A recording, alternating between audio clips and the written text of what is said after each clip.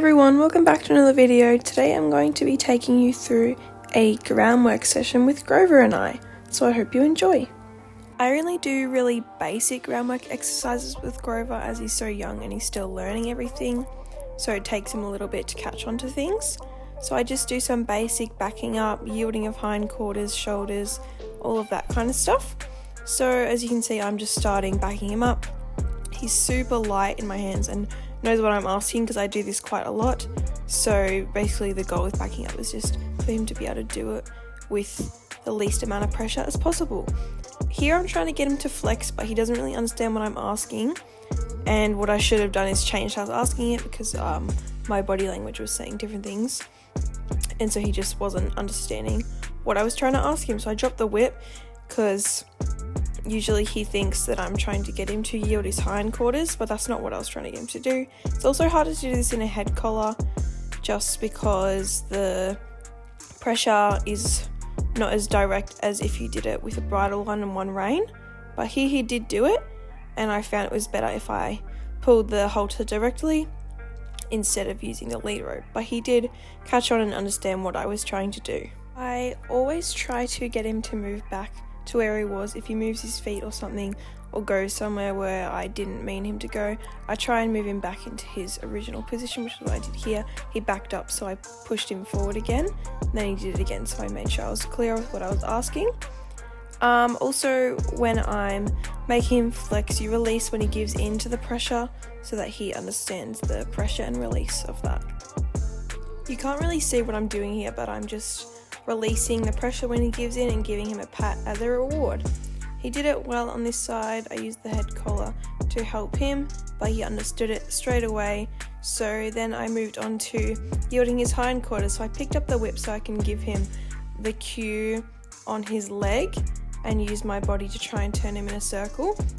When they're yielding their hindquarters in a circle, you want their inside hind leg to go underneath themselves and cross over, and their inside front leg to not move and just pivot on the ground. He hasn't done this in a while, so I'm just releasing him when he puts his inside hind leg underneath himself and moves that one correctly, as it can take him a little bit longer to understand to pivot on their inside front leg. When that happens and they are moving their front leg, you want to try and walk a bigger circle. But sometimes when I'm doing, I don't realize what I'm doing wrong. That's why it's really helpful to film these videos, and then I can see what I'm doing with my body so I know what to do next time. So I was just letting you think about that for a second because he pivoted on his inside leg and moved the hind one underneath himself, which is exactly what I wanted. So I waited for him to relax, give me either a big sigh or a lick and chew so he understood what I asked of him. He did it again there, so I make sure to try and release when he does what I'm asking. Here I should have walked a more bigger circle and have my shoulders in line with his, but he still did get it eventually and understood what I was trying to ask of him. So I moved him back up more towards the camera, and I didn't realize the shade of the tree was this bad, so you can't really see much, but hopefully you can still get the idea. So again, on this side, I'm just trying to do the same thing. The hind inside leg should go underneath himself, and the front inside leg should stay there and pivot. So sometimes he does just move around when I'm not asking him to do anything. He gets a bit confused. So I try and make sure he stands still and he's also relaxed. So again, I'm waiting for a sigh and a lick and chew to make sure he's relaxed and listening to me.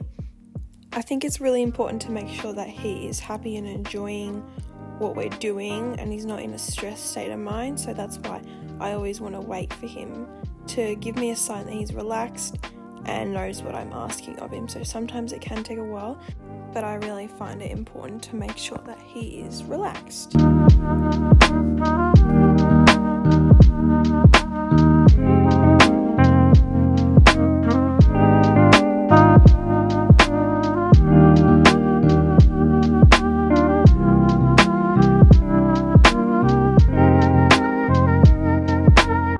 So once I can see that he is happy and relaxed, I can continue on with trying to do what I'm asking of him. So again, I'm just trying to get him to yield his hindquarters and make sure he's doing it properly. Once I've waited for him to relax again, I ask again, and there he did it perfectly. He pivoted on his inside front leg and put his inside hind leg underneath himself. So I made sure to give him a pat as a reward. And then I pass again. I try not to repeat too many times, but I also don't want it to be a fluke and that he understands what I'm asking of him. And it's not just a coincidence that he does it right. So he actually knows what to do.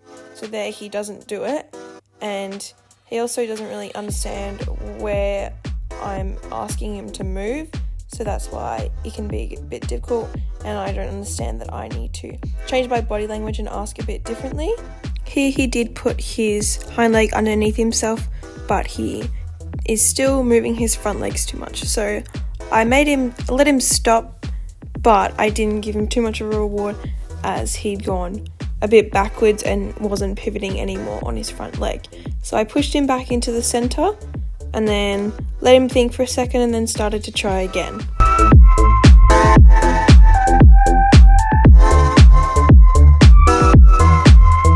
When I started to ask again, before I had even given him the cue with the tap on his leg, he'd already started moving and he was just moving his whole body.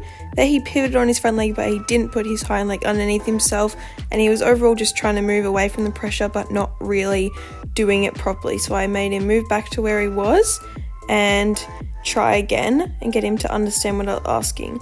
See how he's backing up and moving a lot and everything. He's really anticipating what I'm asking him and trying to do what I'm asking, but also not understanding to wait for the cue and that he is moving too much away from the pressure.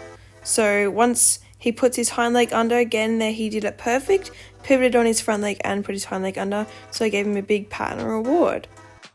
I finished my hind leg yielding there as he'd done it right and I didn't want him to get confused again. So next I just do some more simple backing up, making sure he's light in my hand cues and understands what I'm asking. He always does that really well, so he gets release and a reward for that. And then I move on to trying to yield his shoulders. This I haven't done nearly as much as I've done with the hindquarters, so he doesn't really understand what I'm asking, and sometimes I don't know how to ask it properly.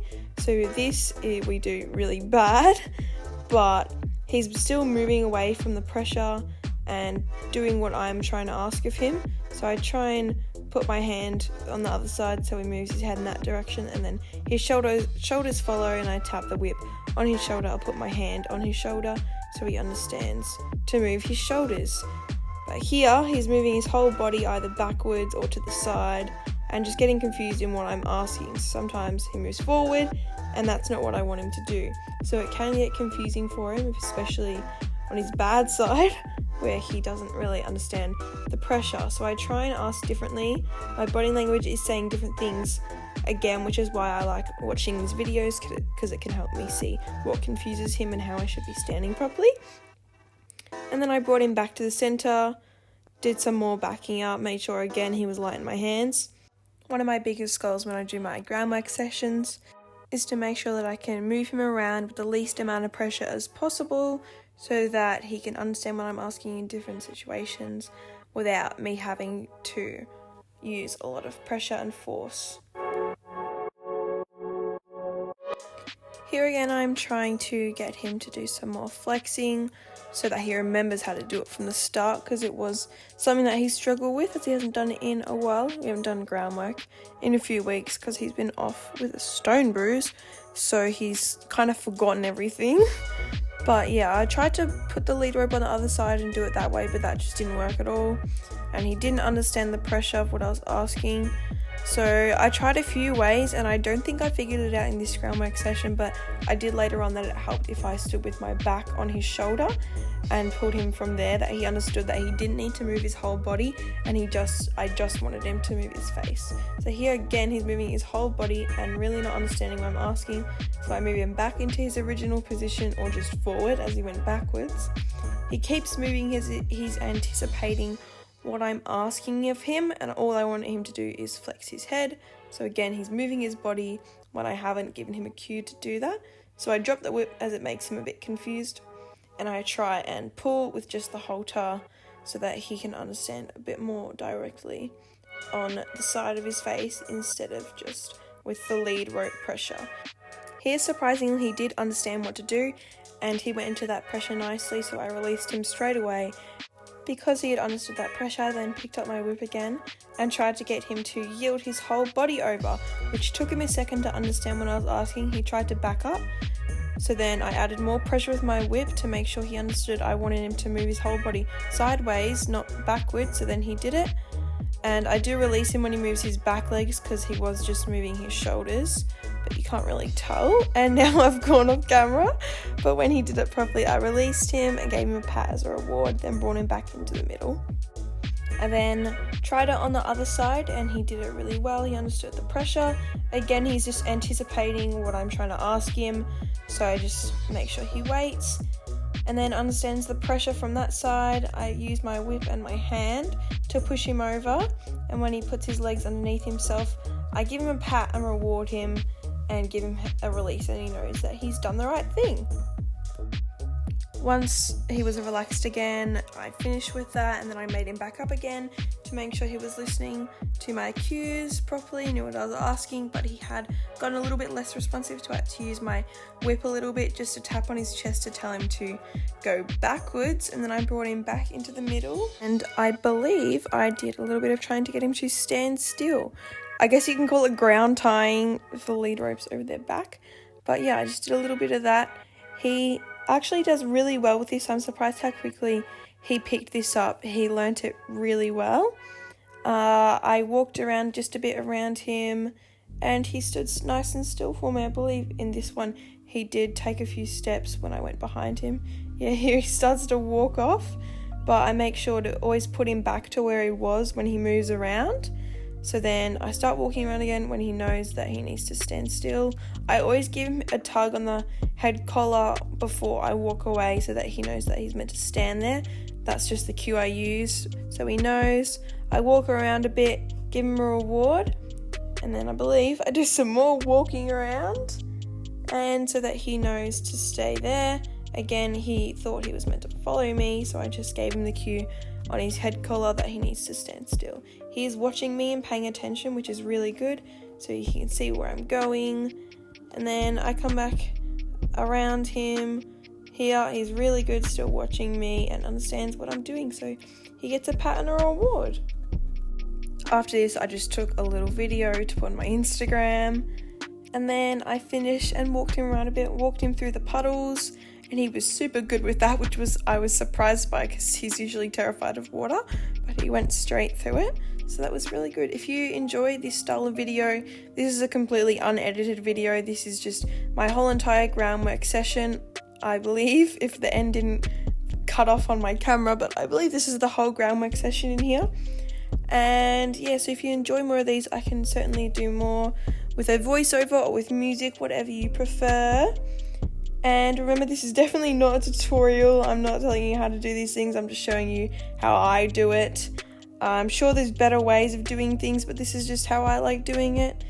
And there's him going through the water, which you can't really see the water, but there was a lot of it, which he was really good with. So I was very proud of him for doing that.